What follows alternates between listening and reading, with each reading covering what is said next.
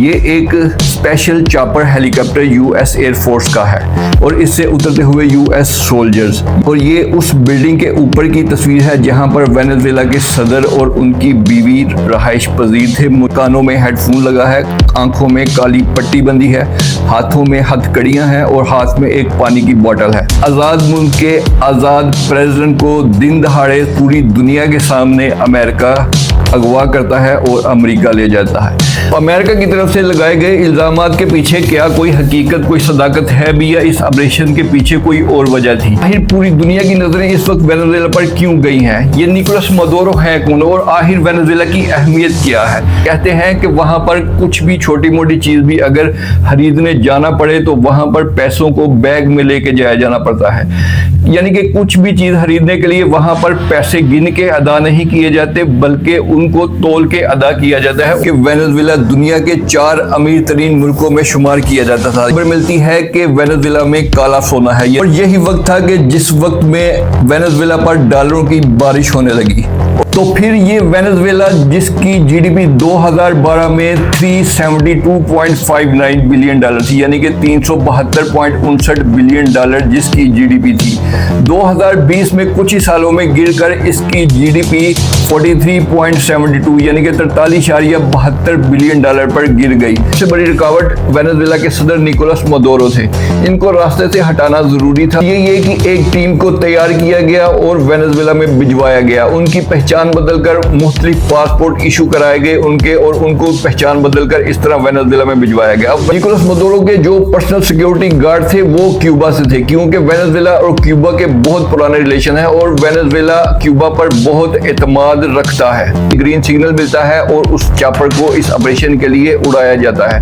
कहते हैं कि इस चॉपर के अलावा 150 क्राफ्ट इस ऑपरेशन में मजीद भी शामिल किए गए थे। हमसाये का घर अगर जलाया जा रहा है लेकिन हमारा घर तो महफूज है, लेकिन हमारा घर कब तक महफूज रहेगा? कभी ना कभी तो उस घर में लगी हुई आग की लिपटें दूसरे घरों तक पहुंचेंगी। अस्सलाम वालेकुम, उम्मीद करता हूं कि आप सब खैरियत से होंगे। आज की कहानी के लिए बहुत से दोस्तों की फरमाइश थी कि इस स्टोरी को सुनाया जाए।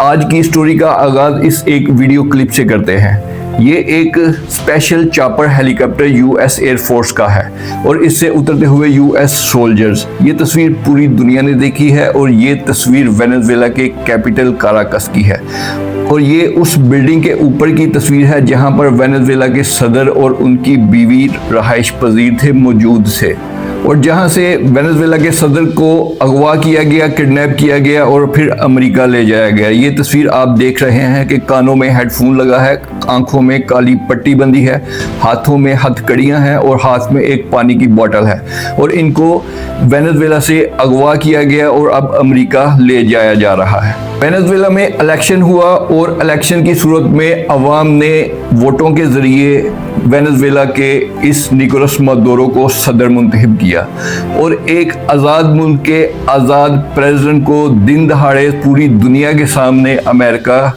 अगवा करता है और अमेरिका ले जाता है। अब इन पर अमेरिका में एक मुकदमा चलेगा क्योंकि अमेरिका के सदर ट्रंप ने इन पर यह इल्ज़ाम लगाया है कि ये अमेरिका में ड्रग स्मगलिंग में मुलव्वस हैं। यानी कि वेनेजुएला के सदर निकोलस मदुरो अमेरिका में ड्रग स्मगलिंग करते हैं। ये इल्ज़ाम है सदर ट्रंप की तरफ से कि कोकीन, अफीम और हीरोइन वगैरह निकोलस मदुरो की तरफ से अमेरिका में स्मगल की जाती है। खैर ये तो एक इल्ज़ाम है, लेकिन अब इन पर अमेरिका में एक मुकदमा चलेगा और तब तक निकोलस मदुरो और उनकी वाइफ यानी कि फर्स्ट लेडी ऑफ वेनेजुएला तब तक जब तक कोई केस का फैसला ना हो जाए अमेरिका में ही कैद में रहेंगे। तो अमेरिका की तरफ से लगाए गए इल्जामात के पीछे क्या कोई हकीकत, कोई सदाकत है भी या इस ऑपरेशन के पीछे कोई और वजह थी? तो अगर ये मामला ड्रग स्मगलिंग का नहीं था तो वेनेजुएला में ये ऑपरेशन क्यों किया गया? आखिर पूरी दुनिया की नजरें इस वक्त वेनेजुएला पर क्यों गई हैं? ये निकोलस मदुरो है कौन और आखिर वेनेजुएला की अहमियत क्या है? अगर वेनेजुएला की मौजूदा माशी सूरत हाल के बारे में देखें, कुछ नजर दौड़ाएं तो पता चलता है कि वेनेजुएला की इस वक्त माशी सूरत हाल इस कदर क्राइसिस में है कि आप सोच भी नहीं सकते। कहते हैं कि वहां पर कुछ भी छोटी मोटी चीज भी अगर खरीदने जाना पड़े तो वहां पर पैसों को बैग में लेके जाया जाना पड़ता है। यानी कि कुछ भी चीज खरीदने के लिए वहां पर पैसे गिन के अदा नहीं किए जाते बल्कि उनको तोल के अदा किया जाता है, उनका वजन किया जाता है और फिर अदा किए जाते हैं। यानी कि इस हद तक वेनेजुएला की करेंसी डीवैल्यू है। तो अगर ड्रग्स का मामला भी नहीं था और माशी तौर पर भी वेनेजुएला इस हद तक क्राइसिस में चल रहा है, तो फिर ये ऑपरेशन क्यों किया? तो क्या वेनेजुएला की माशी सूरत हाल हमेशा से ऐसे ही थी या इसके हालात कुछ बेहतर हुआ करते थे? तो आइए चलते हैं कुछ साल पहले वेनेजुएला की हिस्ट्री को जानते हैं और जानते हैं 2025 तक वेनेजुएला इन हालात में कैसे पहुंचा। तो वेनेजुएला की माशी सूरत हाल हमेशा से ऐसे बिल्कुल नहीं थी, बल्कि कुछ साल पहले की बात है कि वेनेजुएला दुनिया के 4 अमीर तरीन मुल्कों में शुमार किया जाता था। यानी कि दुनिया के 4 अमीर तरीन मुल्कों में वेनेजुएला का शुमार हुआ करता था। असल में 1950 में वेनेजुएला की किस्मत पलटी। 1950 की दहाई का ये वो दौर था जब दुनिया की दूसरी जंग अजीम अपने अख्ताम को पहुंच रही थी। तभी वेनेजुएला को ये खबर मिलती है कि वेनेजुएला में काला सोना है, यानी कि ऑयल के ज़खायर मौजूद हैं। तो ये खबर मिलने के बाद तमाम पूरे मुल्क में ऑयल की तलाश शुरू की जाती है। आहिस्ता आहिस्ता फिर ये खबर मिलती है कि वेनेजुएला के पास इतने बड़े पैमाने पर ऑयल के ज़खायर मौजूद है, इतना ऑयल है कि इतना तो सऊदी अरब के पास भी मौजूद नहीं है। तो 1960 की दहाई में वेनेजुएला अपने मुल्क से निकाला गया ऑयल बेचना शुरू करता है, लेकिन तब तक ऑयल निकाले जाने का प्रोसेस बड़े छोटे पैमाने पर था और ऑयल की फरोख्त भी बड़े छोटे पैमाने पर की जा रही थी। लेकिन फिर आहिस्ता आहिस्ता इस सारे प्रोसेस को बढ़ाया गया। ऑयल निकालने के प्रोसेस को भी बढ़ाते चले गए और ऑयल को बेचने के प्रोसेस को भी बढ़ाते चले गए। इसी दौरान वक्त आता है 1970 की दहाई का। 1970 में वेनेजुएला के अलावा पूरी दुनिया में जितने भी ऑयल बनाने वाले मुल्क थे उन सब में ऑयल क्राइसिस पैदा हुआ और ऑयल की शॉर्टेज पैदा हो गई पूरी दुनिया में। और यही वक्त था कि जिसने वेनेजुएला को वेनेजुएला बनाया। जब पूरी दुनिया में एक तरफ ऑयल क्राइसिस था, ऑयल की शॉर्टेज थी, तो उस वक्त तक 1970 की दहाई तक वेनेजुएला अपने मुल्क से निकाले जाने वाले ऑयल के प्राइसेस को बढ़ा चुका था और अब सिर्फ ऑयल की फरोख्त को बढ़ाना था। जब पूरी दुनिया में ऑयल क्राइसिस हुआ, शॉर्टेज हुई, तो वेनेजुएला ने फिर अपने मुल्क से निकाला गया ऑयल पूरी दुनिया में फरोख्त करना शुरू किया। ऑयल के इस कारोबार को नेशनलाइज किया गया और वेनेजुएला की गवर्नमेंट ने एक ऑयल कंपनी बनाई जिसका नाम PDVSA था और इस कंपनी के जरिए पूरी दुनिया में ऑयल सप्लाई किया जाने लगा। 1976 की दहाई में वेनेजुएला वाहिद मुल्क बन चुका था कि जो पूरी दुनिया में वाहिद मुल्क था जो ऑयल सप्लाई कर रहा था। और यही वक्त था कि जिस वक्त में वेनेजुएला पर डॉलरों की बारिश होने लगी। और एक तरफ जब वेनेजुएला पर ऑयल की फरोख्त से डॉलरों की बारिश हो रही थी तो वेनेजुएला की गवर्नमेंट की तरफ से वेनेजुएला की आवाम पर भी सहूलतों की बारिश कर दी गई। पूरी आवाम को मुख्तलिफ सहूलियात और आसाइशें दी जाने लगी, मुफ्त घर दिए जाने लगे, मुख्तलिफ स्कीम दी जाने लगी, मुख्तलिफ कर्जे दिए जाने लगे, बिला सूद आसान शराइत पर गाड़ियाँ दी जाने लगी। इसके बाद डेवलपमेंट पूरे मुल्क में बेहतरीन डेवलपमेंट की जाने लगी। तो वेनेजुएला का ये वो दौर था जब पूरे वेनेजुएला की सड़कों पर दुनिया की सिर्फ महंगी तरीन गाड़ियां ही दौड़ती हुई नजर आती थी। वेनेजुएला दुनिया का पहले नंबर पे आने वाला मुल्क बन चुका था कि जब पूरी दुनिया की महंगी तरीन स्कॉच विस्की यानी कि पूरी दुनिया की महंगी जो शराब है वो खरीदने वाला वेनेजुएला पहला मुल्क बन चुका था, क्योंकि अवाम के पास पैसा ही इतना ज्यादा था। तो आखिर क्या हुआ कि अचानक अमीर होने वाला ये मुल्क अचानक गरीबी की कगार पर कैसे चल पड़ा? इसकी बहुत सारी वजूहात हैं। जब आपकी आमदन करोड़ों में हो तो आप अपनी आवाम पर लाखों तो खर्च कर ही रहे थे, लेकिन उसके बाद आवाम को इतने ज़्यादा अलाउंस दिए गए, इतने ज़्यादा वजीफ़े लगाए गए कि आवाम को घर बैठे ही सब कुछ मिल रहा था। तो अब वहाँ की लोगों का ये सोचना था कि जब हमें घर बैठे ही सब कुछ मिल रहा है तो अब हमें काम करने की कोई ज़रूरत नहीं है।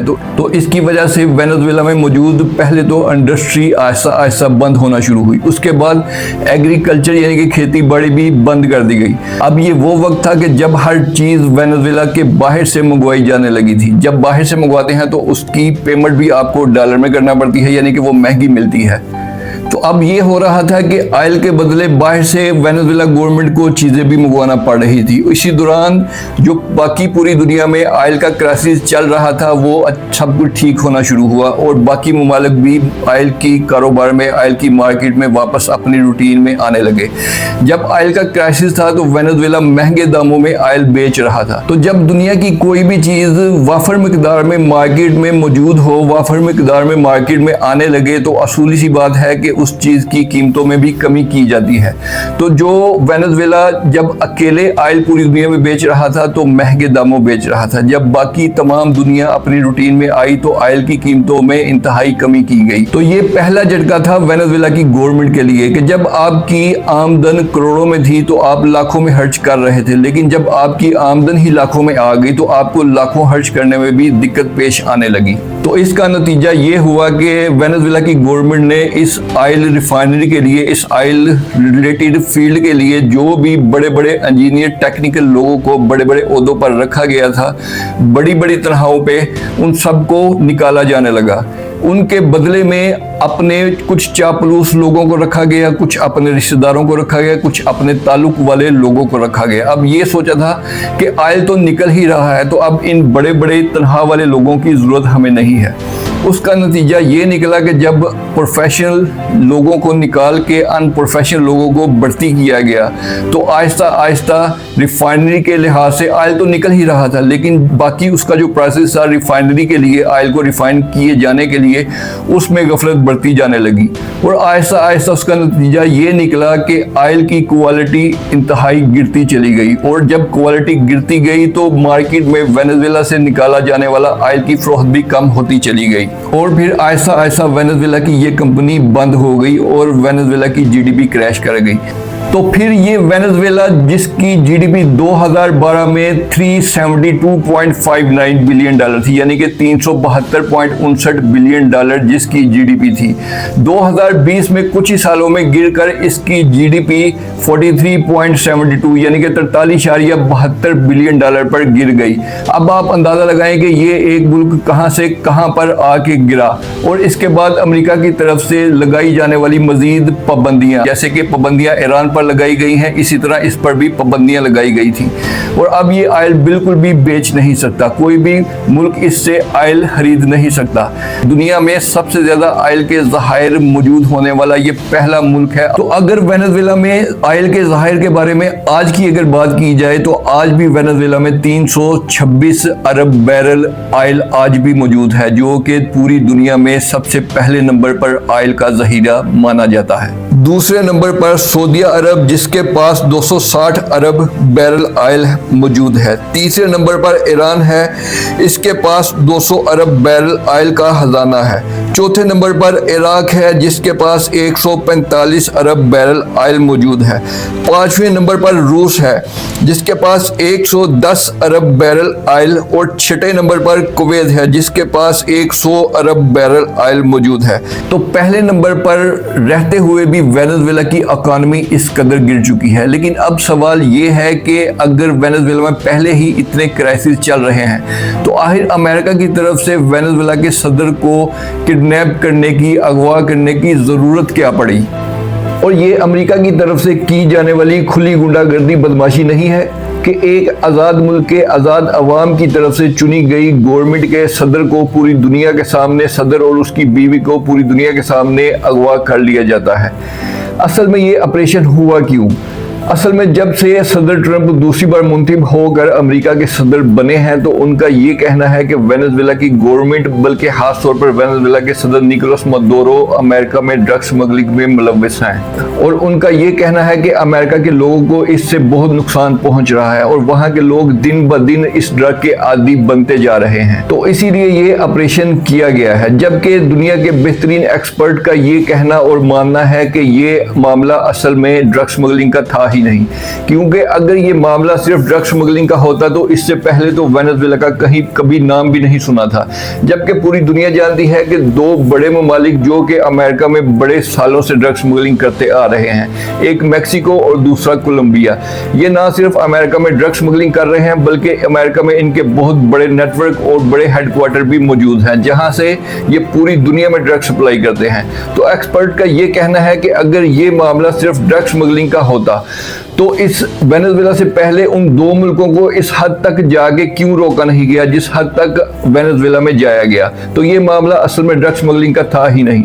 असल हकीकत ये है कि अमेरिका की इस वक्त इकॉनमी कोई बहुत अच्छी नहीं चल रही और अमेरिका के हालात के बारे में तो यकीनन आप सब जानते हैं कि इस वक्त अमेरिका के हालात कैसे चल रहे हैं। और फिर अमेरिका ये भी जानता है कि वेनेजुएला वो कंट्री है कि जिसके पास दुनिया में आज भी सबसे ज़्यादा ऑयल के ज़खायर मौजूद हैं। और इराक के बारे में तो यकीनन आप सब जानते होंगे कि कैसे सदर सद्दाम पर पहले केमिकल हथियारों की मौजूदगी का इल्ज़ाम लगाया गया और फिर उस इल्ज़ाम के बिहाफ पर इराक पर हमला किया गया और उस हमले में हज़ारों लाखों मासूम लोगों का खून बहाया गया और इराक पर कब्जा किया गया। अब इराक में मौजूद गवर्नमेंट अमेरिका की बनाई गई मनपसंद गवर्नमेंट है, उसके हाथों की कठपुतली है। अब अमेरिका इराक पर पूरी तरह काबिज हो चुका है। आज तक उन केमिकल हथियारों का कोई वजूद सामने लाया ही नहीं गया। पूरी दुनिया जानती है कि केमिकल हथियारों का ये सिर्फ एक बहाना था। असल निशाना अमेरिका का इराक में मौजूद ऑयल के ज़खायर पर काबिज होना था, जो कि वो काबिज हो भी चुका है। और अब अमेरिका वहां पर अपनी मर्जी से ऑयल निकालता है, जितना चाहे वो निकालता है, और अपनी मर्जी से ऑयल बेचता है, जिसे चाहे वो बेचता है। और अब इसी तरह के इल्ज़ाम जो कि इराक पर लगाए गए, इसी तरह के इल्ज़ाम ईरान पर भी लगाए जा रहे हैं। और आप जानते हैं कि आए दिन अमेरिका की तरफ से ईरान को धमकियां दी जाती हैं कि किसी भी वक्त अमेरिका ईरान पर हमला कर सकता है। अब आप सोचिए कि जो मुल्क इराक ऑयल के ज़खायर के हिसाब से तीसरे या चौथे नंबर पर समझा जाता है, अमेरिका ने अगर उसको नहीं छोड़ा तो उस कंट्री को कैसे छोड़ देता जो कि पूरी दुनिया में नंबर 1 पर ऑयल के ज़खायर के हिसाब से समझा जाता है, यानी कि वेनेजुएला। और अब आप अमेरिका के सदर ट्रंप का बयान यकीनन सुन ही चुके होंगे कि वेनेजुएला के सदर के अगवा के तकरीबन ठीक 2 दिन के बाद अमेरिका के सदर ट्रंप एक बयान जारी करते हैं कि उनकी वेनेजुएला में मौजूद गवर्नमेंट के साथ 20 से 30 अरब डॉलर का ऑयल का मुआहदा कर लिया गया है। तो अगर ये मुआहदा निकोलस मदुरो के साथ कर लिया जाता तो शायद उनको अगवा करने की जरूरत ना होती और शायद वो अगवा ना होते। लेकिन इस मुआहदे में सबसे बड़ी रुकावट निकोलस मदुरो ही थे, जो कि अमेरिका के साथ उसकी मनपसंद शराइत पर उसके साथ ऑयल का मुआहदा नहीं कर रहे थे और उनको रास्ते से हटाना जरूरी था। और उनको इस तरह रास्ते से हटाया गया कि उनको दिन दहाड़े अगवा कर लिया गया। और अब अगवा के बाद अमेरिका तवान भी वसूल कर चुका है 20 से 30 अरब डॉलर के मुआहदे की सूरत में। और अब अमेरिका के सदर ट्रंप की तरफ से ये बयान जारी कर दिया गया है कि वेनेजुएला के साथ जो भी मुआहदे किए गए हैं, जो भी एग्रीमेंट किए गए हैं, तमाम एग्रीमेंट को वो पर्सनली तौर पर खुद मॉनिटर करेंगे। और उनका कहना है कि इस ऑयल के कारोबार से जो भी प्रॉफिट आएगी वो खुद वेनेजुएला की आवाम पर खर्च करेंगे। जरा सोचिए, ये सोचकर भी हंसी आती है कि दूध की रखवाली एक बिल्ला खुद करेगा। तो अमेरिका के पास अपने ऑयल के ज़खायर भी मौजूद हैं, लेकिन वो अपना ऑयल इस्तेमाल नहीं कर रहा बल्कि दुनिया के ऑयल पर ही कब्जा करता चला जा रहा है। और वेनेजुएला के ऑयल के ज़खायर पर भी अमेरिका की नज़र थी। और इस ऑयल तक पहुंचने में सबसे बड़ी रुकावट वेनेजुएला के सदर निकोलस मदुरो थे।